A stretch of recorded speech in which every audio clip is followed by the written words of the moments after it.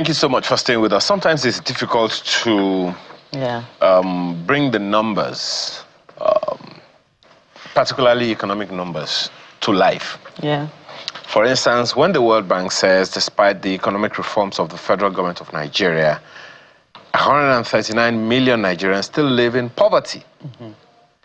Of course, the World Bank's country director for Nigeria, Matthew Verghese, made this known at the launch of the National Development Update report in Abuja. He commended the government for taking some steps in stabilizing the economy through recent policy reforms, but warned that more needs to be done to ensure better living standards for Nigerians. Now, he said, and I quote, "Growth has picked up, revenues have risen, debt indicators are improving, the FX market is stabilizing, reserves are rising, and inflation is finally beginning to come down. These are big achievements, and many countries would envy them. The only caution is, let's let Nigerians feel it." Or should I put it in the president's words? Let the poor breathe. So how do we ensure that these dividends of economic recovery are cascading to the people, particularly in the states and the subnationals generally? Well, two gentlemen are joining us this morning. Dr. Tayo Adeloju is the Chief Executive Officer, Nigerian Economic Summit Group. He joins us from our Abuja studio, and as you can see right beside him, Dr. Yoakwa Pera, CEO, Global Strategic Business Alliance, both of them in our Abuja studio. Gentlemen, thank you so much for joining us this morning. Thank you for having us. Good morning. Thanks for having us. Yeah. Let me begin with you, Dr. Adeloju. For me, the problem has never been the numbers or the initiatives. It is always, how do the people feel it? How does it get to the people? From the words of the World Bank's country director in Nigeria, all the up and progressive numbers that we have seen and initiatives that we have seen are all good. Do you agree with them? Does the Nigerian Economic Summit Group agree with those numbers and those analysis? So thank you. And I think your introduction is exactly where you want to start this conversation with Nigerians. First, there is not a single narrative when you look at an economic system, because an economic system is macro, meso, micro, and nano. And the characteristics of these different levels of the economic system are connected, and how they interact is important.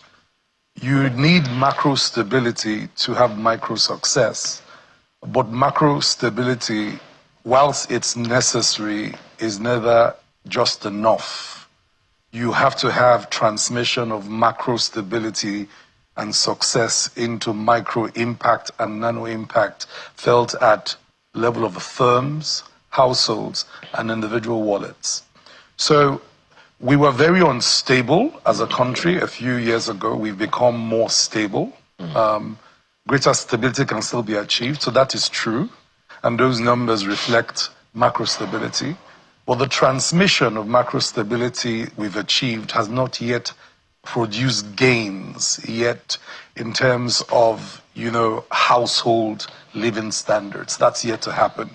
And this is not the first time.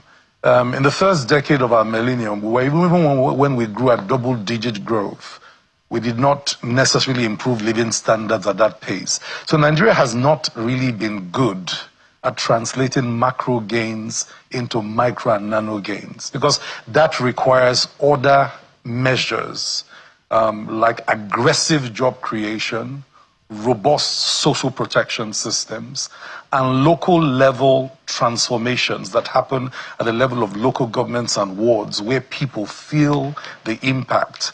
And so whilst the World Bank is correct on the macro, and they're very correct that we agree with those numbers, we do agree also that those gains now need the transmission effect to be felt at the meso, micro, and nano levels. And that's where the hard work is. And that's Okay, you want to take some more? Yeah, I wanted to say that. So, with all of what you have, laid out and put down, that we've not really been able to achieve it. And this is still to you, Dr. Adeloju. So, when do we begin to ensure, or how do we begin to ensure that it does trickle down as it should? So there are two things. Nigeria has two types of numbers to measure poverty. We have monetary poverty, and we have multidimensional poverty numbers. So in 2022, when monetary poverty was at 56%, in other words, 56% of Nigerians were below the monetary poverty line of $1.9 a day. Multidimensional poverty, you will remember, was at 63%. That's 133 million Nigerians in 2022 were multidimensionally poor. Now, what is multidimensional poverty? It means you're measuring poverty not just in terms of money, but in terms of health, in terms of education, in terms of living standards, in terms of work and shocks. Now, your previous speakers were speaking to health poverty.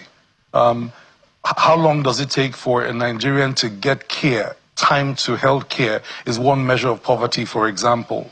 So you have to solve the question of poverty, you have to first identify how many of us are poor. And this is important. There must be an incentive to identify our poor. That's number one. Then you have to identify how we are poor. So if you look at the MPI numbers for Nigeria, how, for example, Bayelsa West is poor, is not the same way Sokoto North or Sokoto East is poor. And this then brings it down to states and local governments, right? Because if in one community what is driving poverty is, for example, a lack of water, right? And the lack of water is creating health issues, and the health issues is depleting household incomes. That's different from a community that is solving for insecurity, where insecurity is keeping them from farmlands, and therefore they do not have livelihoods, and therefore they are poor. We need to tackle poverty, not at 32,000 feet. You need to tackle poverty at the centers of intervention, usually at ward level, at local government and community levels.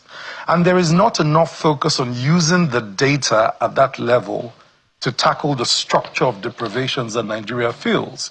Let me give you a classical case. We went into a community where young girls go to fetch water kilometers away from school.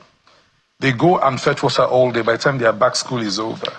And if they do that for most of their adolescent years, these girls will fail to go to school. So you see, there's a connection between water poverty in that community and learning poverty, which then creates future problems.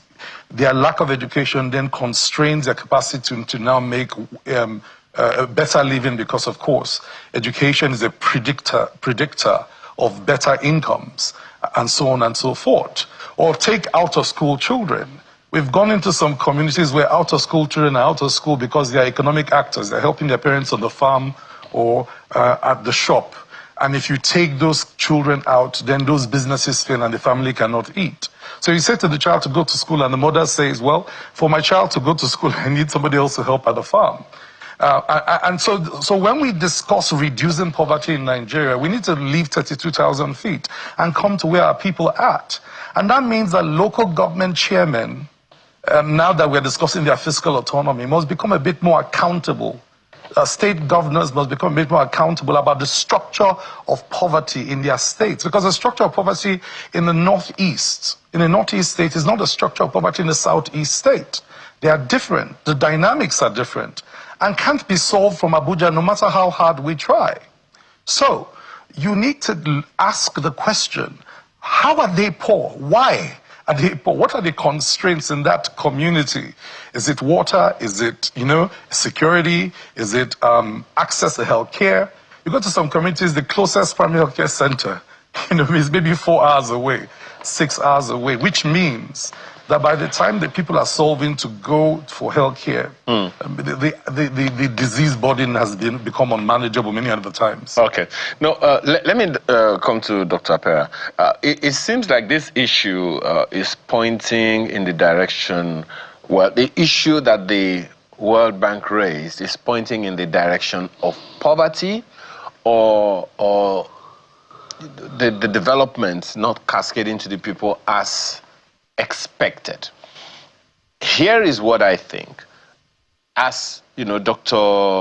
Aduloju said, the macro issues have direct impact on the micro issues. Now, one of the things, because I was trying to find out whose responsibility is what, and correct me if I'm wrong, that macro issues are largely the responsibility of the federal government, even though the activity of states have some effect on that. But the microeconomic issues are significantly that of the states, the subnationals, more than the federal government, because it's like the federal government creates the structures and the states, pretty much build on it, because the micro issues affect people in the various localities where they live. Please correct me if I'm wrong on this. No, thank you very much. So, first, you're not wrong. The microeconomic challenges are more, or solutions to that are more down to the subnationals and LGAs, because they are closer to the individuals and the households, right? But the federal government sets the policy direction, the systems and the structures that the states then adapt for implementation, etc. But it can only happen if first we acknowledge that we have a problem, that this is a challenge that needs the attention of the LGAs, the states, and then the federal. Not acknowledging that is the beginning of our problem. Now, Adolo just spoke to the poverty figures. 52% of Nigerians below the poverty line. And that hasn't changed really when you look at the World Bank report and you acknowledge it. So the Mr. President did direct the world level solutions. But you will ask, what is the body of evidence that his policy directive was based on? How did he know that the solution is world level approach? By not acknowledging the fact that those poverty figures do exist. So that will be the first approach, right? Like Adoli just said, we will first isolate the issues to the where, and the where is down the community level, individual households and individuals. And then we can then begin to provide solutions to it. So you are absolutely correct. Is it out of place to say, Dr. Apera, that the states kind of took responsibility in that regard in one way? Here is what I mean. During your work with the social investment program, you came up with the national social register of sorts. And when a new set of governors came on, they said that those numbers were not representative of the realities in their states. And of course, we asked you a number of questions at that time, and you said no. Maybe they didn't know how rigorous it was because there was no figures that came from the federal government. That all the figures in the register you created at that time were from the states by the people in the various communities. Is that in any way an instrument that could have helped in controlling the numbers that the World Bank is looking at? Absolutely, because it was and still is a community-based targeting system where the community identifies those who are poor and vulnerable in their communities. Now, it also adds to the poverty context of each community, because each community is able to define in their own terms what poverty means, right? And so when you are then looking at solutions and you pick up such information, you're able to actually identify why these people are poor, and you are able to provide solutions to resolving that issue. So it still is, and the social register, it's still there and it's growing, and it does provide the data and the evidence that the federal government, the state government, the local government needs to tackle this problem. Okay? So, and the social register does not only have the numbers of the people, it has the community profile. It states exactly the proximity of these individual households to healthcare, to access to their communities' roads, to banks, to other social amenities. That shows the gaps that they have or that exist in the community to the social amenities. Now, a holistic approach in tackling to resolve those gaps then helps poverty reduction approaches. So when you then look at safety nets that support these individuals to lift them out of poverty and provide them a life of dignity, then it becomes a whole development approach. So if you deny the existence of the data that is actually done by you, because the social register is first the state register, there is no federal register. The social register is a state social register. It's the aggregate of state registers that makes up the national social register. So the states needs to go back to their state planning agencies and call out that data and interact with the data and begin to build systems and structures that help answer those gaps questions that have been identified by their poverty data. Now, if you then disaggregate even the poverty survey to the states and get the states to begin to, why would the states not do their own poverty surveys, local government surveys, to better understand the issues and then provide solutions to them? That would be the question, right? Now, Dr. So there are loads of questions to be asked. Yeah. I just wanted to follow up on that right quick. Now, if those numbers belong to the states, and it would seem like these numbers are either not in use, or the states and the federal government are not sitting at the same table to harmonize macro benefits or macro achievements to their microeconomic indices or instruments or whatever, and this instrument is one of those things. So is there, in your opinion, a divergence between the activities of the federal government and the states, and consequently it is difficult for us to achieve the kind of national development that we want? Dr. Apera. Absolutely. The states are not, even within the states, the local governments are not talking to each other. The states are not talking to the local government structures other than allocations and what comes out of those revenues, right? So the states are also not on the same table with the federal government. And so they need to be in sync to solve the poverty question. The federal government can do its best in some of the policy directions, some of the actions on the macro level, but they need the state to also come to the table to make it happen. Otherwise, it don't just happen.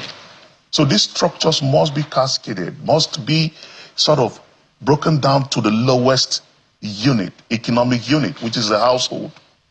And so the households, the local government looks at their community, look at the political words, then push it up to the state. The state needs to aggregate all what is coming from the local government and their approach to resolving it. And then that has to come to the federal level, that aggregates it on the national level with policies that then addresses these issues.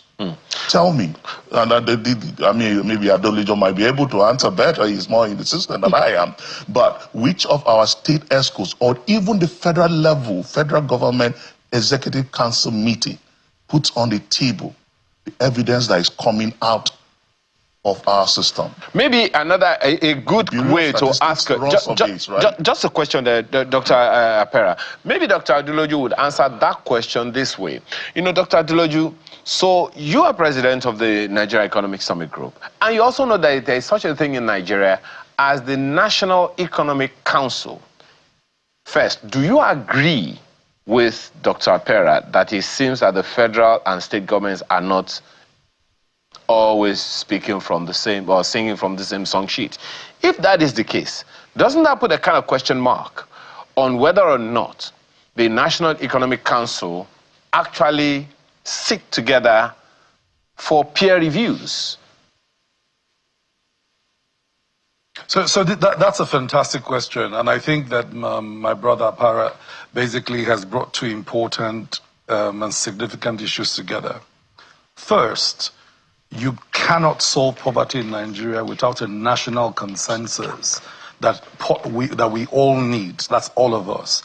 We need a whole of government and whole of society approach to reduce monetary poverty, which the World Bank says is at 61%, and multidimensional poverty, which in 2022, right, was at 63%. And by the way, child poverty is half of that number. In other words, half of our population is that are multidimensionally poor are children. So 63% are multidimensionally poor. That's 133 million in 2022, and half of that number are children. Now, if that's the truth, right, then a whole of society's approach is required, and the whole of government approach is required to not leave so many children behind. So if you have 133 million people and half of them are children, right, and they are poor, you are leaving children behind at scale. That's your future. Now, if we say we are in a child crisis of deprivation across schooling, nutrition, etc., how should we be responding? There should be a national consensus that the child is at risk at scale, and then at National Economic Council, that should translate into a national poverty reduction agenda, that we will reduce multidimensional poverty of children by half by 2030, for example. Now, you need a national target, because that national target creates a mandate for federal, state, local. Now, the states then go back and look at their own numbers, because the numbers are not the same. When you look at the poverty numbers in the north, it's different from the south, the east, the south, the southwest. They don't have the same numbers. Regions can then sit down and say, how are we poor? Right? And you will find that there are unique deprivations that are unique to regions. Then regions or geopolitical zones can now sit and say, okay, our highest poverty is in food. Maybe another region's highest poverty is in health. Right? And they then say, we will now focus on that together. Then at the state level, a state may find that the biggest numbers are in food insecurity, somebody else is in access to healthcare, somebody else is in education, and then tackle that.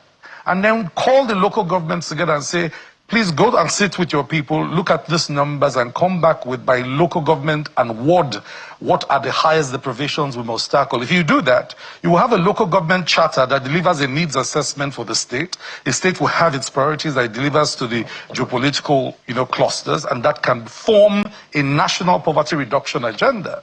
Currently, the National Economic Council has something it calls the Human Capital Development Dashboard. So it takes all your human capital indicators across states and gives you a heat map. And I think that's what the governors and when they convene under the chairmanship of His Excellency the Vice President, that's what they look at, right? But beyond looking at the dashboard and the indicators, the NEC, FEC, and the Federation needs a national poverty reduction strategy. And I think His Excellency, the Honorable Minister for Budget and Economic Planning, Bagodo, when he opened the summit, the Nigeria Economic Summit on Monday, one of his opening statements was the government's intention to create this reduction strategy from now to 2030, and that's welcome. But it shouldn't just be a federal poverty reduction strategy and plan. It should be a national poverty reduction strategy and plan. It should allow us answer the questions that, for example, how is Borno deprived? What is the structure of deprivation in Borno? How is Ondo deprived? Very likely different from Borno. And how should the state plan to target it? Then each state should come up with targets that they commit to. All the states should tell the Federation by what amount they will reduce learning poverty or schooling poverty, what amount will reduce health or food insecurity. And then we can then all hold ourselves accountable to go along. Now, if you can do that, then resources, the point you made, Makinde, about resources, more allocation of FEC coming to the states can now be prioritized along the deployment of these priority areas, right? And local governments that now have more fiscal autonomy, they too can now take that those resources that they now have and allocate them along those areas. And we as citizens can then hold everybody accountable using the data at ward, at local, at state, at geopolitical, at national, and then we make more progress. So we then know that, okay, when we've cut out of school by half, we know we are now as half. When we increase the number of Nigerians that can get a primary health care center, we know how much we've covered. When we increase, number of us that have access to clean cooking fuel. By the way, access to clean cooking fuel is the highest deprivation in Nigeria, followed by sanitation, followed by access to a primary health care center, followed by food insecurity. And these are not our numbers. These are the numbers from the National Bureau of Statistics. So if we know how we are poor, and the data is there, Apara's point, we can almost triangulate using the data we have how communities are poor.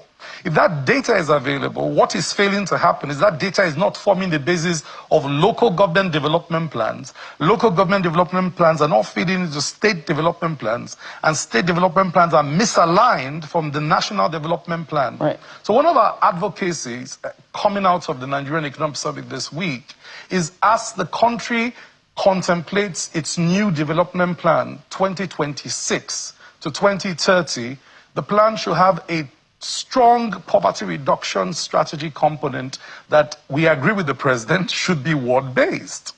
2, a clear job creation plan, because, by the way, you can't reduce poverty by simply just giving handouts alone, right? Some of the constraints to lifting people out of poverty is we have not created enough decent, high-paying jobs.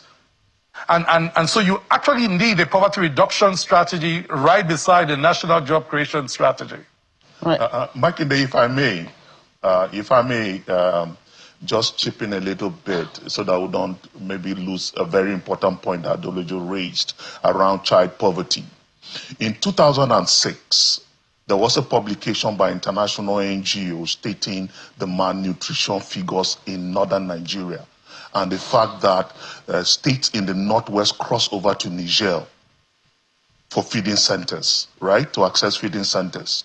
Now, fast forward 2006, right? Fast forward to 2025 and explain why we're having the challenges in the northwest of insurgents that we have. Because we perhaps failed to tackle it, we had malnourished children that had very low cognitive development capacity, and leading to low productivity, leading to illiteracy, leading to what we have now in the insurgents there, because those are now the 18, 17, 20-year-olds, 25-year-olds that were filled in 2026 to address. Now ready guns for kidnappers and insurgents. So just wanted to push the dangers of not recognizing the numbers and the evidence and planning against those that would then expose us in years to come. Right, and let's wrap this up. Really, we don't really have so much time, and we have to let you gentlemen go in a couple of minutes. But really, I must say, Ayo, who's asking all these questions? We're hearing a lot of this is what should happen, this is what could happen if some steps are taken. So who should be asking all these questions? Who should be linking the local governments, the data from the local government to the states, to the federal government? Who should be collating all these data? It seems as if we know what to do, but there's a deep disconnect in doing it and finishing off what we're doing. Perhaps the question, maybe let me help you ask Dr. Apera that question. You have to go.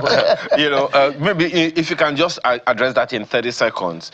Bring in those interest groups all around. Dr. Adeloju mentioned something that, look, it shouldn't be a federal government agenda, it should be a national agenda. How, Dr. Apera, in 30 seconds, do we take up that agenda? The federal government needs to show leadership, so it has to come from the federal government, and then it has to be designed in a way that brings all stakeholders on board, from the local government to the state to the federal. Okay. And the responsibility of delivery must be that of the state, and the state must wake up to the responsibility to take that charge on with the federal government leadership. Okay. That would be my answer. Dr. Adeloju, the challenge of ownership is right there as well. Because most times when the federal government comes up with an initiative, the states will say, look, we are autonomous, we can do this by ourselves and all those things. What's the ownership angle for the states so that it's not just a federal government initiative that the states can turn their noses up at, but they can own as well and say, okay, this is part of our thing. How do we champion that ownership ambit? In 30 seconds. Well, you know, one of the commitments of the NESG, for example, is just to scale the availability of the understanding of the data. You know, so we've created centers that focus exclusively on this multidimensional poverty data, Policy Innovation Center. And the idea is we need to tell Nigerians what the data says, because politicians seem to respond more to when the masses say they want something. And so the more of us that understand the data, the more we can place some social demand for political accountability. Okay. But within the system, like I said, everybody should be accountable for the deprivations under them. If a state is looking at poverty in its own state that is at a certain threshold, that should be a state responsibility. Now, a perfect world would be a whole of government approach where the federal government says, because we own these institutions at the federal and national level, we will support poverty reduction in XYZ way. So you have a Ministry of Humanitarian that can support crisis. You have a Ministry of Education that can support reducing education poverty. A Ministry of Health that can do health, etc., like that. Okay. Then under that, you have national councils of education, health, where all the commissioners from the 36 states sit. Yeah. You have it in health, you have it in education, you have it in agriculture. So what we need is just clear targets and accountability. It sounds to me like you're already creating the next summit. Yes. Right now, so. And I would say that it's quite remarkable, you know, what he's saying, but really, everybody has to be accountable, but who's taking notes? You're still asking questions. I'm asking you, really. I mean, who's monitoring the accountability of the people, you know? Makinde, I think to both of you, this is how to start. You brought it up on television. Nigerians that can hear this conversation now look at the data for themselves that have come up, and that's how we get everybody interested. Good. And by the way, there's a national development plan that we are building now, right. 2026 to 2030. Let's all get into it. Yeah. Well, thank you. The race is on. The race is on. Thank you so much, Dr. Tayo Adeloju, Chief Executive Officer, Nigerian Economic Summit Group, and Dr. Ayokwa Apera, CEO, Global Strategic Business Alliance, both gentlemen from our Abuja studios. Thank you so much for your time today on the program. Thank you for having us. Thank you for having us.